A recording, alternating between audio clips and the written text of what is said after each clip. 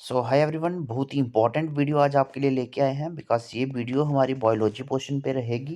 ये क्वेश्चंस बहुत इंपॉर्टेंट रहेंगे फॉर एस एस सी 131 132 और किसी भी एग्जाम के लिए अगर आप प्रिपरेशन कर रहे हैं तो बायोलॉजी में से इनमें से कुछ क्वेश्चंस आप जरूर एक्सपेक्ट कर सकते हैं। तो मोस्ट इंपॉर्टेंट आज की वीडियो रहने वाली है।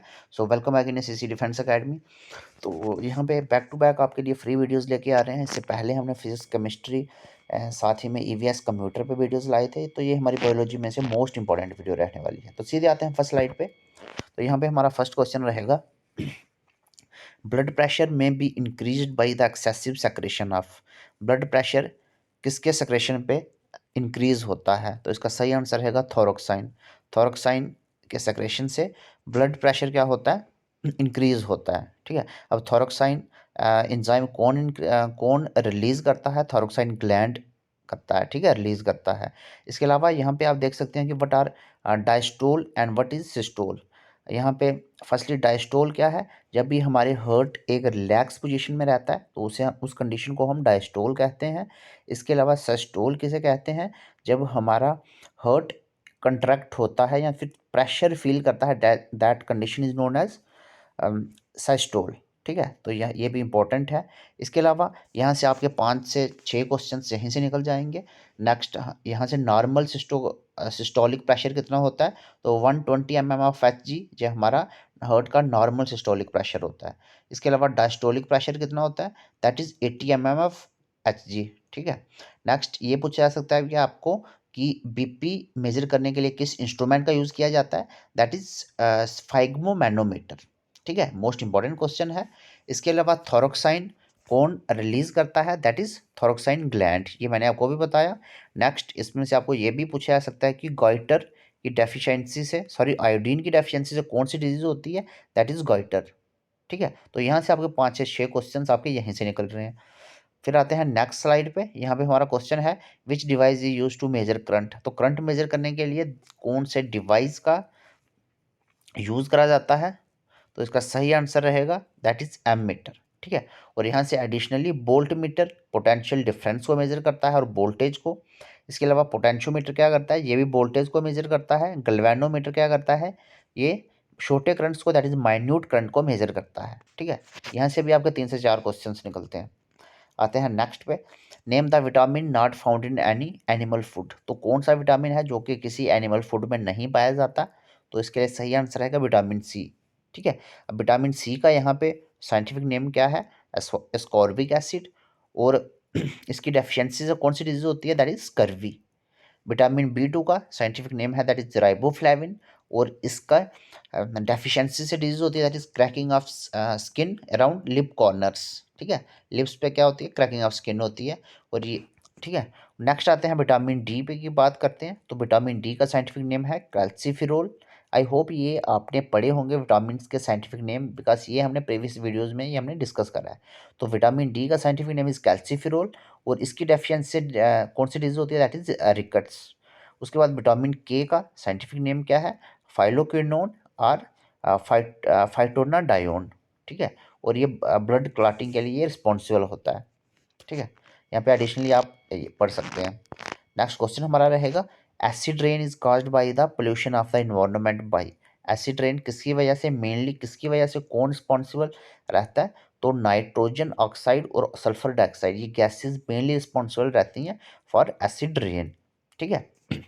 नेक्स्ट यहाँ पे क्या लिखा हुआ है? सल्फ्यूरिक एसिड और नाइट्रिक एसिड किसके लिए रिस्पॉन्सिबल हैं?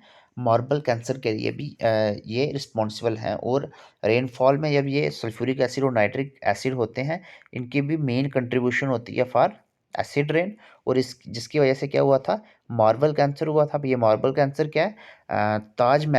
ताजमहल की क्रोजन हुई थी ड्यू टू सल्फ्यूरिक एसिड और नाइट्रिक एसिड। तो इसे मार्बल कैंसर कहा जाता है। ठीक है, ये भी इंपॉर्टेंट है।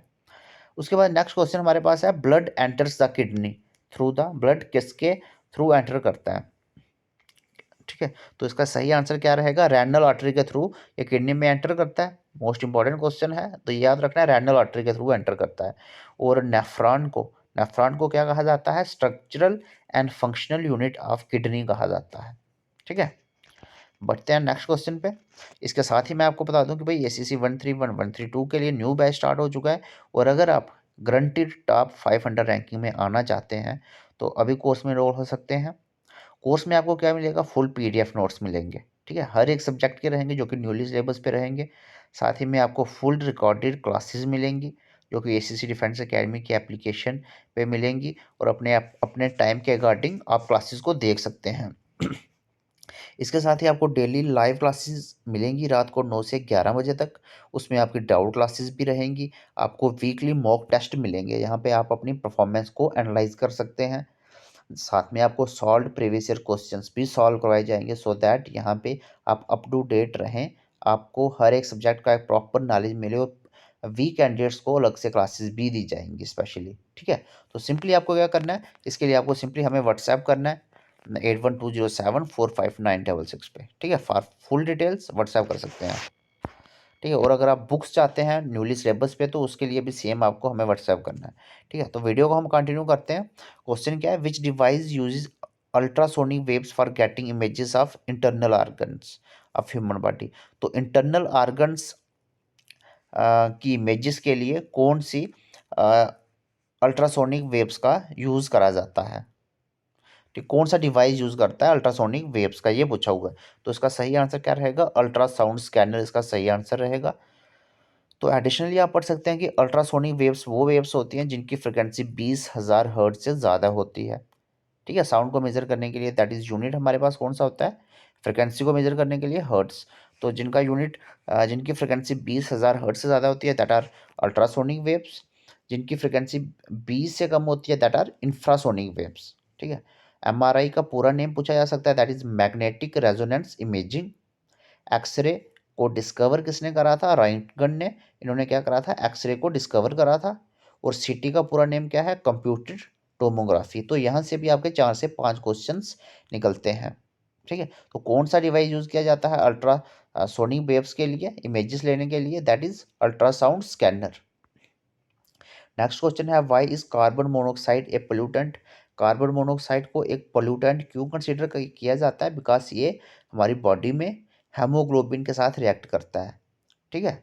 और कार्बोक्सी हेमोग्लोबिन फॉर्म करता है जो कि ऑक्सीजन से रिएक्ट होता है, और ये बॉडी में ब्लड सर्कुलेशन में प्रॉब्लम जनरेट करता है, जिससे हमारी बॉडी में, जिसकी वजह से साइड इफ़ेक्ट्स आ सकते हैं, ठीक है। तो इसलिए कार्बन मोनोऑक्साइड को एक पोल्यूटेंट कंसीडर किया जाता है बिकॉज ये हेमोग्लोबिन के साथ रिएक्ट करता है। तो ऑप्शन ए यहाँ पे इसका सही आंसर रहेगा। नेक्स्ट क्वेश्चन है, fermentation is a type of process. Fermentation क्या होता है, फर्मेंटेशन हमारे पास एक एनारोबिक रेस्पिरेशन होता है, ठीक है। अब एनारोबिक रेस्पिरेशन क्या होता है, जो कि in presence of oxygen respiration होती है, ठीक है, दैट इज एनारोबिक रेस्पिरेशन, ठीक है। Anaerobic respiration, sorry, absence of oxygen, ठीक है, एब्सेंस ऑफ ऑक्सीजन में होती है तो दैट इज एनरोबिक रेस्पिरेशन, और जो प्रेजेंस ऑफ ऑक्सीजन में रहती है दैट इज एरोबिक रेस्पिरेशन। तो यहाँ पे आप देख सकते हैं ग्लूकोज का फार्मूला क्या है, ग्लूकोज का फार्मूला है C6H12O6, और इसकी रिएक्शन जब ऑक्सीजन के साथ होती है तो क्या मिलता है, 6 times CO2 plus 6 times water, ठीक है। एडिशनली आप इन्फॉर्मेशन पढ़ सकते हैं। नेक्स्ट क्वेश्चन है, the saliva secreted in the mouth digest. Saliva जो कि माउथ में सेक्रेट होता है वो किसको डाइजेस्ट करता है, तो ये डाइजेस्ट करता है स्टार्च को, ठीक है। सलाइवा कौन सेक्रेट करता है, सैलिवरी ग्लैंड करता है। इसका पीएच होता है 6.8। और कार्बोहाइड्रेट्स को डाइजेस्ट करने के लिए दो इंजाइम्स रिस्पॉन्सिबल होते हैं, that is salivary amylase and दूसरा कौन सा होता है, माल्टेस, ठीक है, बहुत इंपॉर्टेंट है। इसके अलावा फैट्स का ब्रेकडाउन होता है, उस प्रोसेस को इमल्सिफिकेशन कहा जाता है। और बाइल जूस कौन सेक्रेट करता है, ये लीवर करता है, ठीक है। तो यहाँ से भी आपके 4 से 5 क्वेश्चंस निकल रहे हैं। Next question is the function of heart. Heart का फंक्शन क्या होता है, तो इसका सही आंसर क्या रहेगा, ये ब्लड को पंप करता है और दूसरे पार्ट्स ऑफ बॉडी में ये सप्लाई करता है, भेजता है, ठीक है। तो ऑप्शन डी यहाँ पे इसका सही आंसर रहेगा। और प्योरिफिकेशन ऑफ ब्लड के लिए रिस्पॉन्सिबल कौन होता है, मेन हमारे पास किडनी रिस्पॉन्सिबल होती है, एंड लंग्स भी इसके लिए रिस्पॉन्सिबल होते हैं। Next one is what are the basic units from which human spare parts can be created. कौन से बेसिक यूनिट्स हैं यहाँ से ह्यूमन स्पेयर पार्ट्स को जनरेट किया जा सकता है या क्रिएट किया जा सकता है, तो इसका सही आंसर रहेगा स्टेम सेल्स, ठीक है। नर्व सेल्स जो होते हैं जिन्हें हम न्यूरॉन कहते हैं, ये हमारे पास लॉन्गेस्ट सेल होता है ह्यूमन बॉडी का। अब न्यूरॉन में सबसे कम रीजनरेशन पावर होती है, मतलब न्यूरॉन को इजिली जनरेट नहीं किया जा सकता, और लीवर में सबसे ज़्यादा मैक्सिमम रीजनरेशन पावर होती है। ठीक है, हार्ट की स्टडी को क्या कहा जाता है? कार्डियोलॉजी कहा जाता है। मोस्ट इंपॉर्टेंट क्वेश्चन है। Next question is blood group किसने डिस्कवर करा था? तो ब्लड ग्रुप को डिस्कवर करा था किसने? लैंड स्टेनर ने। ठीक है, इसके अलावा अलेक्जेंडर फ्लेमिंग ने पेनिसिलिन को डिस्कवर करा था। सर्कुलेटरी सिस्टम को विलियम हार्वे ने डिस्कवर करा था। कंडीशनल रिफ्लेक्स को पोलोव ने डिस्कवर करा था। यूनिवर्सल रेसिपेंट कौन से ब्लड ग्रुप को कहा जाता है?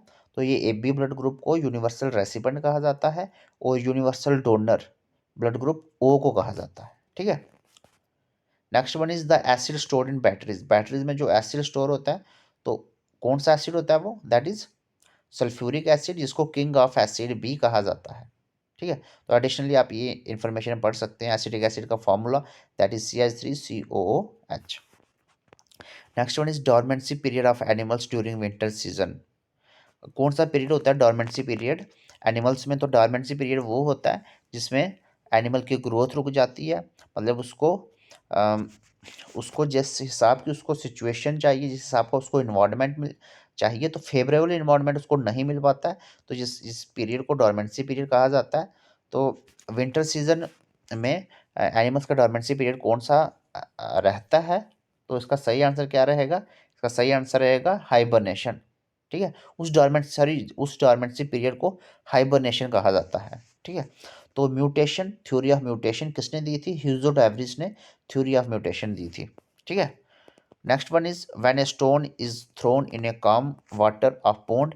जब आप क्या करोगे, एक स्टोन को पुट करोगे काम वाटर में, रुके हुए पानी में, पोंड के, तो कौन सी वेव्स जनरेट होती हैं? तो ये वेव्स कौन सी होती हैं? ऑप्शन डी यहाँ पे सही आंसर रहेगा। इन वेव्स को लॉन्गिट्यूडनल वेव्स और ट्रांसफर वेव्स दोनों जनरेट होती हैं। ठीक है, अब लॉन्गिट्यूडनल वेव्स वो वेव्स होती हैं जो कि जिसमें पार्टिकल्स पैरेलल ट्रैवल करते हैं वेव्स के। ठीक है, और ट्रांसवर्स वेव्स वो वेव्स होती हैं जब पार्टिकल्स परपेंडिकुलर ट्रैवल करते हैं, वेव से परपेंडिकुलर ट्रैवल करते हैं, उनको ट्रांसवर्स वेव्स कहा जाता है। तो इसके साथ ही मैकेनिकल वेव्स वो वेव्स होती हैं जिनको एक मीडियम चाहिए ट्रैवल होने के लिए, और वो वेव्स जिनको कोई भी मीडियम नहीं चाहिए ट्रैवल होने के लिए, उनको इलेक्ट्रोमैग्नेटिक वेव्स कहा जाता है। एडिशनली आप नोट कर सकते हैं। तो यहीं से आपके 3 से 4 क्वेश्चंस निकल रहे हैं। ठीक है, तो ये हमारे पास मोस्ट इंपॉर्टेंट क्वेश्चंस थे, जो कि बायोलॉजी के मेनली क्वेश्चंस थे। तो यहाँ से आपको श्योरली क्वेश्चन देखने को मिलेगा। A good plan today is better than a perfect plan tomorrow. तो भाई जो भी आपको करना है अभी प्लान करके चलना पड़ेगा। ठीक है, तो मोस्ट इंपॉर्टेंट ये क्वेश्चंस थे। अगर आप अभी प्लान करोगे चीज़ों को, तो ये आपके लिए, आपके फ्यूचर के लिए, और भाई प्रेजेंट में अगर आप रहोगे तो ये आपके लिए बहुत बेटर रहेगा। ठीक है, तो इन क्वेश्चंस को रिवाइज करते रहिए। बैक टू बैक आपको वीडियोस मिलते रहेंगे, फ्री इनिशिएटिव से भी मिलते रहेंगे। और अगर आपको डिटेल में चीज़ों को करना है तो आप कोर्स में इनरोल हो सकते हैं। तो उसके लिए सिंपल मैंने आपको बताया कि आपको हमें व्हाट्सएप करना है 8120745966 पे। तो कमेंट करके ज़रूर बताएं कि ये फ्री इनिशिएटिव की जो भी आपको ये वीडियोस मिल रही हैं, फुल मटेरियल जो आपको मिल रहा है, जिसमें आपको एक प्रॉपर MCQs फॉर्म में क्वेश्चन मिल रहे हैं, जिस तरह से एग्जाम ओरिएंटेड क्वेश्चंस रहते हैं। ठीक है, कैसी लग रही हैं ये आपकी वीडियोस? तो इनको आप लगातार देखते रहें। श्योरली अगर आप थोड़ा सा डिटेल में जाते हैं तो उसके लिए आपको कोर्स में इनरोल होना पड़ेगा, बट यहाँ पे फ्री इनिशिएटिव से भी आपको वीडियोस रेगुलर इंटरवल पे मिलती रहेंगी। तो मिलते हैं नेक्स्ट वीडियो में। Thank you so much guys.